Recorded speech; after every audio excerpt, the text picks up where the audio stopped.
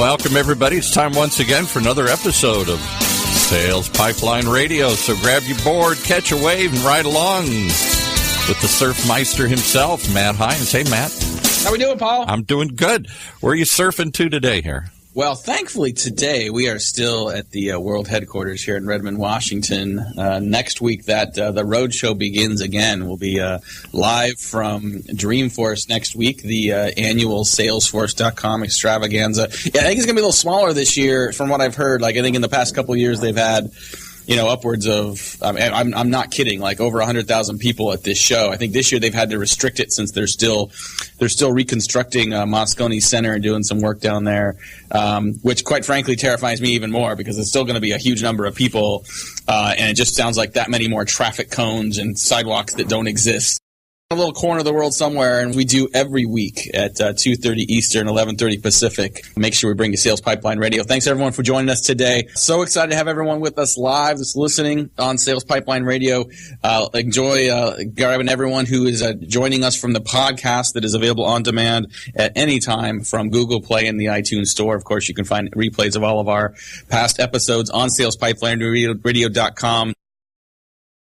Always real excited about the guests we have. We've been doing this summer. We've had just a great group of sales and marketing leaders covering a variety of areas. We've been lucky to feature a lot of great authors, thought leaders, people that have new books that have been coming out on the sales and marketing side. That's great, but one of the disadvantages of focusing in that direction is we lose sight sometimes of the people that are really driving innovation results in an operational capacity. People that don't just talk about generating results, people that do it on a daily basis and are grinding it out and being successful at doing it. And so that's one of the reasons I'm excited to have Lara Shackelford, who's the EVP and Chief Marketing Officer for Altify, on the call today. Lara, thanks so much for joining us. It's great to be here. Thank you. Awesome. So, before we begin, I've got a bunch of questions I want to ask you just about some of the work you're doing, but maybe just start with, tell me a little more about Altify, what you guys do, and what market you're serving. Sure. So we sell to sales professionals, people in sales operations, sales leaders who use our software. We've built in 30 years of sales methodology into software that helps sellers to sell better. So the goal is that every sales rep can sell more like your best sales rep. We are a SaaS platform, and we've just introduced an Augmented Intelligence component of our platform that we're going to be talking about next week, speaking of DreamForce. And so we run exclusively, we're native on Salesforce. And so we'll be there next week and sharing the news about our platform and Augmented Intelligence. And with that, we've also my CEO, Donald Daly, has released a book on AI. And so we'll be talking a lot about AI, which you'll hear a few things about next week with Salesforce talking about Einstein. So it should be an interesting week there, and look forward to sharing more with you today. No, that's awesome, and I think big fan of Donald, the work he's done for years, through the task group. Very interested in AI and Einstein. I mean, I think as you've got a lot of sales and marketing leaders that are just trying to catch up on big data and predictive analytics and what that means across sales and marketing. Now all of a sudden we throw AI at them as well. What does that really mean? Not just for Altify, but help people understand and sort of deconstruct why AI is relevant to sales and marketing leaders moving forward. So AI is impacting business professionals in the knowledge economy, and we want to help put humans at the center of that and have them be supported by machines with augmented intelligence. And we see that as a critical path forward. And so if you think about, there's all this knowledge and data in the world, and you have people consuming or trying to consume a lot of data, but not necessarily having the context of what the data means and what signals they should be looking for in the noise. And so what we believe is that it's important to bring the augmented intelligence piece to help humans perform better, the knowledge workers. An example would be a sales leader who might have 4 or 5 critical must-win deals for the quarter. And we now can notify them when we see that there's something in a deal that has changed that they want to be aware of, or maybe there's risk in the deal that they don't see every day when they're in the thick of it trying to help their reps perform. So we'll take our 30 years of sales expertise and notify them that maybe they're not getting to all the right people in the deal and influencing the right folks they need to be influencing based on our knowledge that you have to get to these certain folks to win that deal.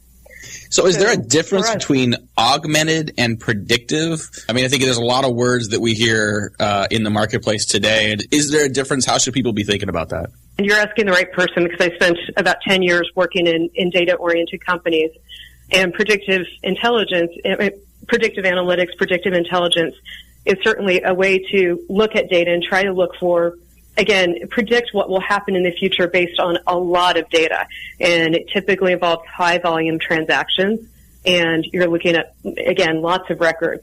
With augmented intelligence, what we see it's more about being able to bake knowledge and context into a solution or into data, or bake data into it, and be able to flag insights and provide those insights to the human being so that the human, the knowledge worker, is able to be more effective and generate greater results with the support of the data and the context and the knowledge. Talking today on Sales Pipeline Radio with Lara Shackelford, who's the Chief Marketing Officer of Altify, doing some really interesting things in the augmented intelligence world. They'll be featuring some of those advancements at the DreamForce conference next week in San Francisco. And you kind of referenced sort of your background. I mean, you've spent years in the world of business intelligence, big data. What specifically about sort of the Altify opportunity is most exciting to you? Moving forward, I think this is definitely, I still think of this as an emerging category for many organizations. What do you think this means for companies moving forward, and why is this such an exciting place to play? My entire career has been in B2B marketing, and a good chunk of that has been spent in marketing, business intelligence, and data technologies. And I loved learning about technologies and helping people make sense of their data. But what was missing for me was the context. What was missing was, in fact, I sat in rooms with people who said, okay, now I finally have my report, and there's all this information, and they don't know what they're looking for. They don't know what should matter in the information that is being served up to them. And so when I met Donal and started learning more about the organization, I was really excited about the opportunity to be able to provide knowledge and context for knowledge workers, to be able to help them with to interpret the data and know what the next best action is to take based on that data. That's interesting.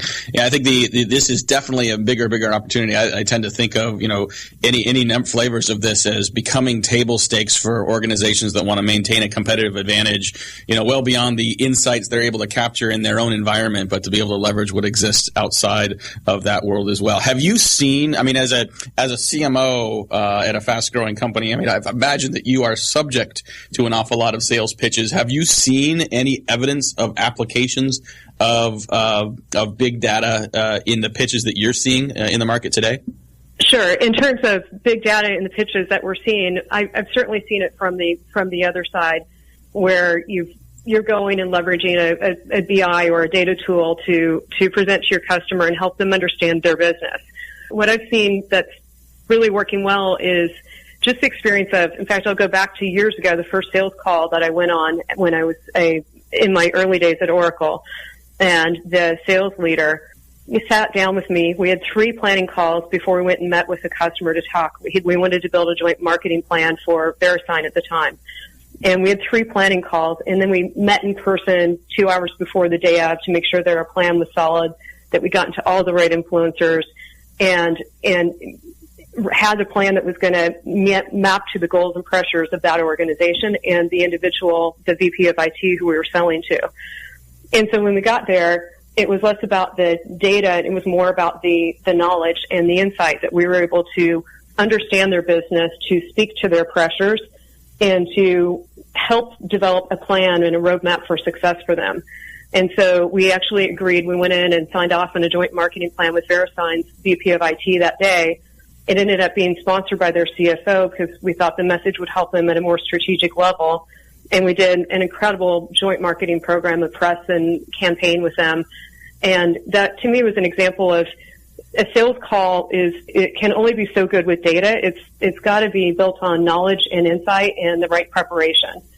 And so at Altify, that's one of the things that we focus on. And we've just launched a product called Call Planner that helps salespeople take that VeriSign example, take what the best sellers are doing, and bring that kind of preparation into all of their sales calls. That's great. I mean, how do you do that when you've got multiple decision makers, multiple stakeholders in a target organization, right? Where you've got an account that is giving you certain buying signals or trigger events or signals, but then according to CEB now, we've got like 6.8 people on average in the internal buying committee.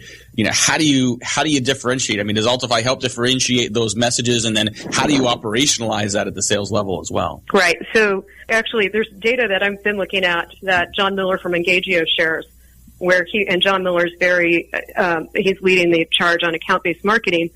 And we're saying that IDG is saying that we now have 17 people that are influencing a B2B complex sale. And that's a lot of people to get to, and a lot of people that you have to make sure that you're connecting with. For us, it's crucial because we exclusively sell to to people who have run large complex sales processes, B2B sales organizations.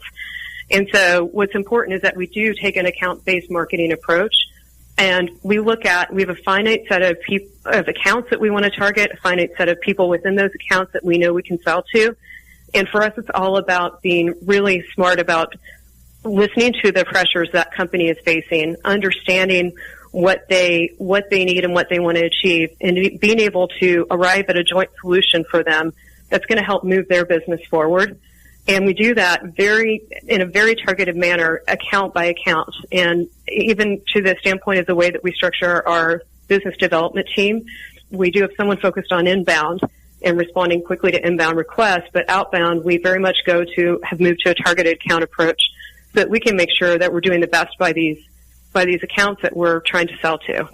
Oh, that's great. We're talking again to Lara Shackelford today on Sales Pipeline Radio, who runs marketing at Altify. And I think you brought up John Miller and the work we're doing on like account-based marketing side. Real quick before we go to break, maybe talk a little bit about what are some best practices to ensure that there's integration of this intelligence and application of it across what sales and marketing are doing. Is this better leveraged when you are at the middle and bottom of the sales process? Can you leverage this more at the top of the pipeline as well?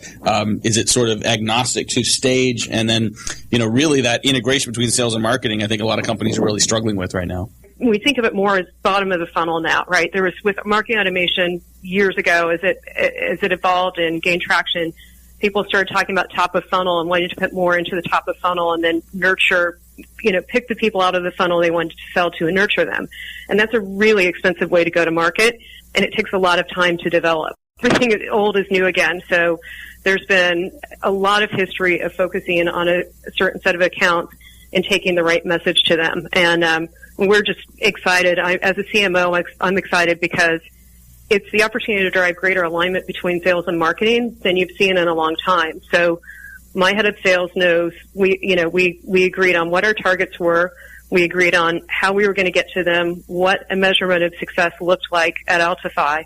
And then we know whether we're getting traction or not based on the set of accounts and how they're responding to us and where we're engaged with them, whether it's early in the sales cycle or whether we're influencing it all the way through. Brave new world we're living in here in B2B sales and marketing. We got to take a quick break. We'll be back on Sales Pipeline Radio. After a quick break, we're going to talk a lot more about the role of augmented intelligence in sales. We're going to ask Lara some questions about how she's leading change and complexity in an increasingly complex B2B world, and talk a little more about sort of creating that integrated, successful funnel between sales and marketing. We'll be right back with Sales Pipeline Radio.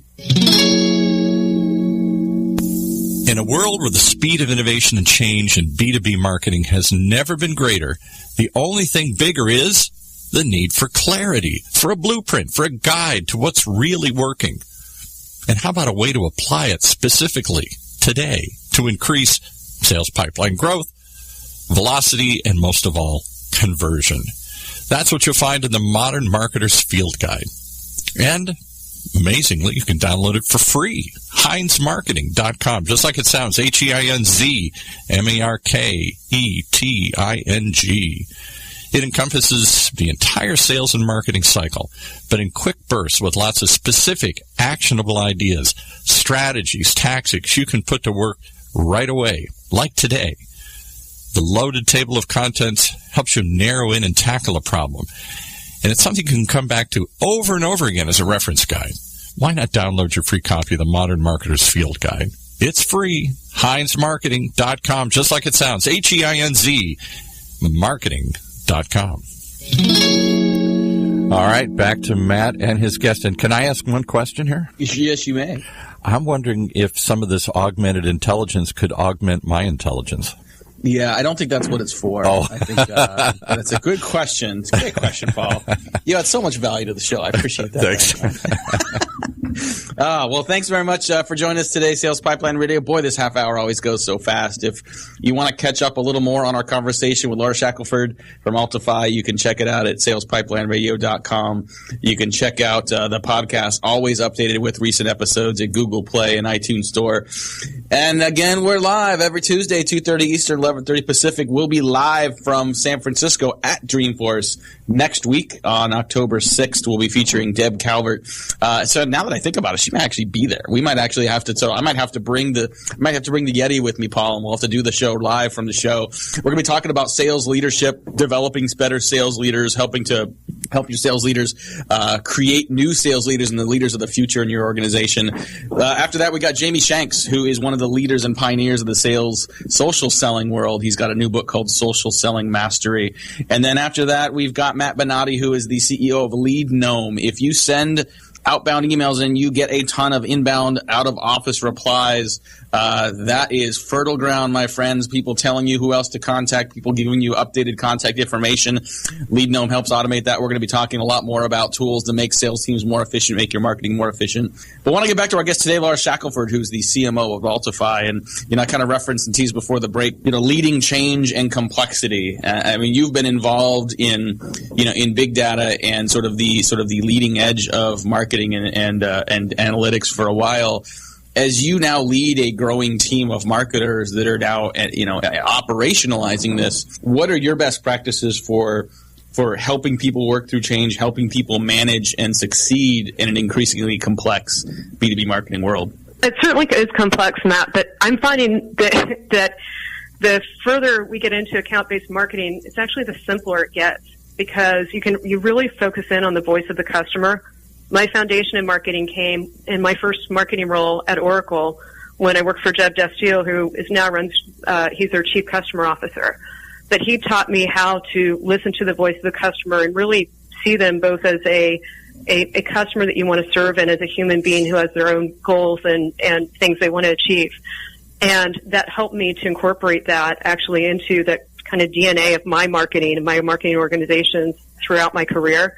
So I always believe in understanding and starting with the customer. And I think when marketers at any level do that, and you actually have a relationship with customers and they start to trust a marketer, which requires establishing trust over time.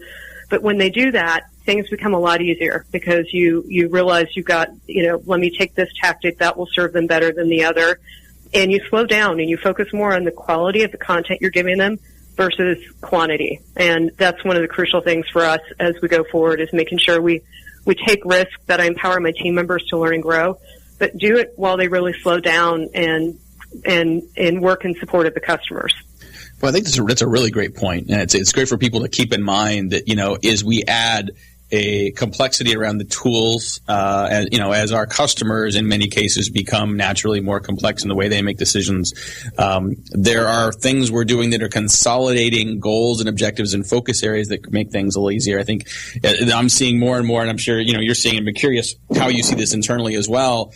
Organizations that don't have sales goals and marketing goals, they've got pipeline creation and conversion goals. Their focus is, sales focus is to hit the number, marketing's focus is to hit the number, and some version of that. So an alignment of focus and intentions and objectives is, to a certain extent, making at least sort of decision-making and alignment simpler as well. How do you guys think about that at Altify? Right. We think about it from the very outset of creation of a plan. That, as I mentioned earlier, my sales leader and I, when we worked on our plan and figured out our go-to-market goals, it was an absolutely collaborative process from the start. So it used to be, back in the day when I did my first demand plan, it would have been a sales leader telling me, here's my goal, go get this much pipeline for me.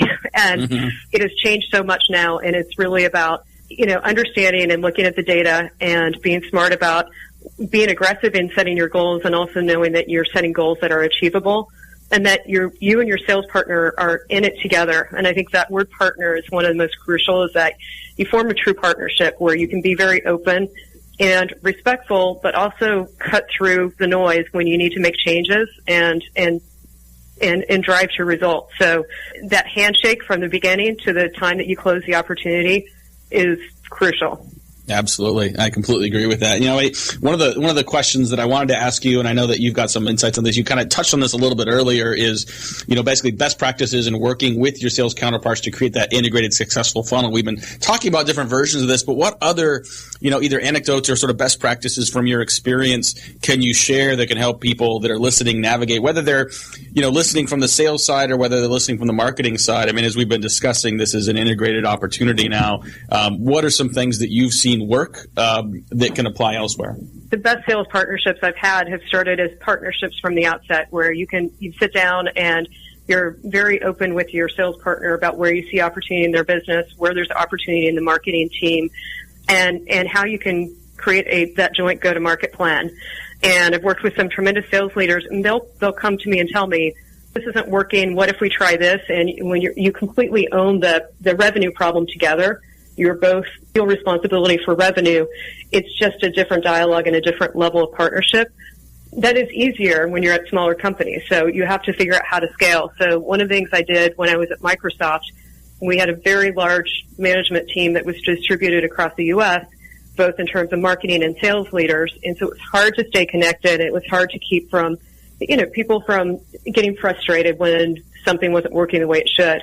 So what we started is I did a sales and marketing alignment group, and we would meet once a month and we would meet once a quarter in person, and we would surface issues that would prevent us that would have slowed us down from driving a partnership and joint and shared outcomes. And so when you would find one region with an issue, you would typically find that some other region had a similar issue or a different version of it. So just getting that core group together that said, no matter what, we're committed to driving the sales and marketing dialogue as a team and driving the right outcomes as a team, it was completely different. And the great thing is a lot of us people have gone on to be marketing and sales leaders at other companies that I work with today. So they've now become kind of my counsel in my career as I've gone forward.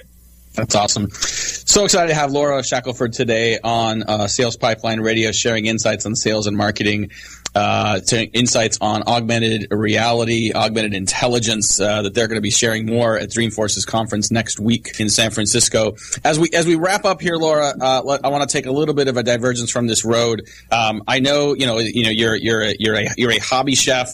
You've mentioned that you love rescue dogs, and then also on your LinkedIn profile you talk about a commitment on a regular basis to get out in the community, get to glide, serve meals. Talk a little bit about that element of building a team and why that's important for you to make that a consistent part of what you're doing with your marketing team to get out and be part of the community. Yeah, and thanks for asking that. I think it's so important that the way you build a team is that we're people coming together and to honor and respect individuals within the organization. So my hobby is cooking, and I have a dog that I think is fantastic, and I try to share that with my team and learn what's important to them as well.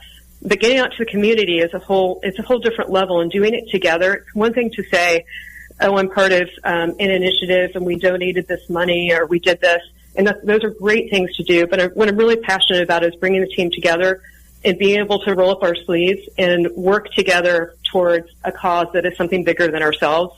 And so we have these great shared goals in our organization, incredible growth goals.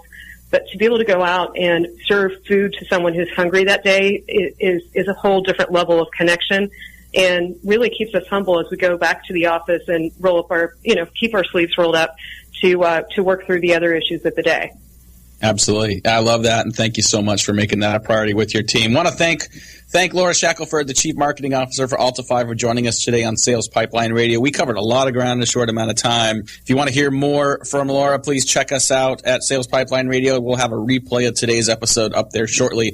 Also have a condensed version of today's conversation up on our blog next week at HeinzMarketing.com. Make sure you join us each week, 2:30 Eastern, 11:30 Pacific. We've got a bunch of new guests coming up. Very exciting stuff. Look forward to seeing some of you at the DreamForce conference next week in San Francisco, where Altify and 125,000 or so of their best friends and our best friends will be out there. So look forward to seeing you there. If not, we'll see you back here next week.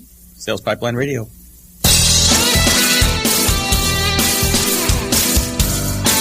You've been listening to Sales Pipeline Radio. one of the new shows on the new Funnel Radio channel. For at-work listeners like you. Brought to you by Matt Hines, Hines Marketing.